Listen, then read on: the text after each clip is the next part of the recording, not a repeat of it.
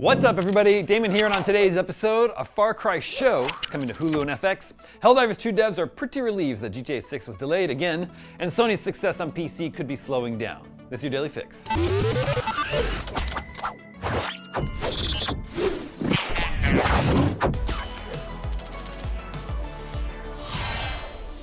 Far Cry is getting its very own TV adaptation thanks to It's Always Sunny's Rob Mack and Fargo's Noah Hawley. The series will be coming to FX and Hulu. Rob Mack will star and produce, with Hawley handling the rest of the producing duties. Hawley said, quote, "What I love about the Far Cry game franchise is it's an anthology. Each game is a variation of a theme, the same way each season of Fargo is a variation on a theme.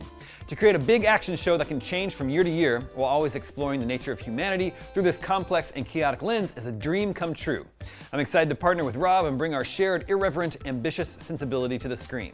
Like the games, each season of the show will take place in a different setting, but will feature Mack in the starring role. It's unclear if he'll play the same character from season to season. In the games, the settings range from Montana in the US to Nepal in the Himalayas, the plains of Africa, and even a dystopian 80s-inspired alternate present day. This also isn't Rob Mack's first foray into gaming-related television. He partnered with Ubisoft for Mythic Quest on Apple, where his character was a game developer working on an MMO at a fictional game studio. And Noah Hawley has worked on big IPs before, most recently with Alien Earth and the X-Men adjacent Legion, both for FX and Hulu. Moving on, Helldivers 2 developer Arrowhead is relieved the Grand Theft Auto 6 was delayed until later in 2026.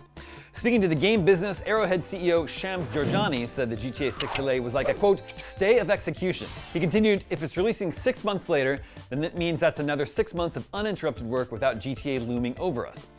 Jorjani also said that when GTA 6 finally does drop, it will, quote, "blot out the sun in a way unimaginable." Elsewhere in Helldivers 2 news, the game is finally getting a minigun and other fan-requested weapons in the new Predator-inspired Python Commandos warbond. This is, of course, a reference to the weapon wielded by Jesse the Body Ventura in the classic 80s sci-fi action film Predator. Other weapons coming are a new flamethrower-equipped guard dog drone called the Hot Dog and a combo assault rifle and grenade launcher. And you get new armor sets, with one that is the official uniform of the League of Patriotic Arm Wrestlers that is, to quote the description, guaranteed to give your squad bigger and more rippling biceps to intimidate the enemy. Dylan! You son of a bitch.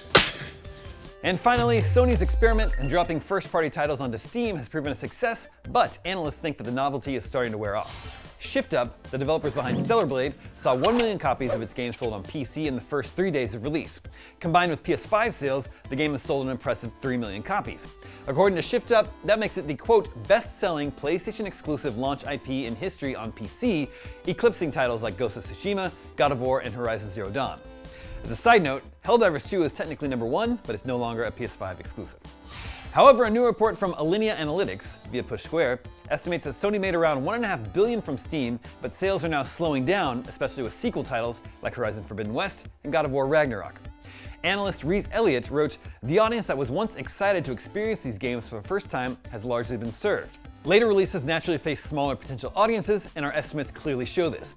We launch-aligned our Steam estimates for God of War and its sequel, God of War Ragnarok. We found that God of War sold 2.5 million copies after 427 days on Steam, over 2.5 times more copies than Ragnarok sold in the same time frame.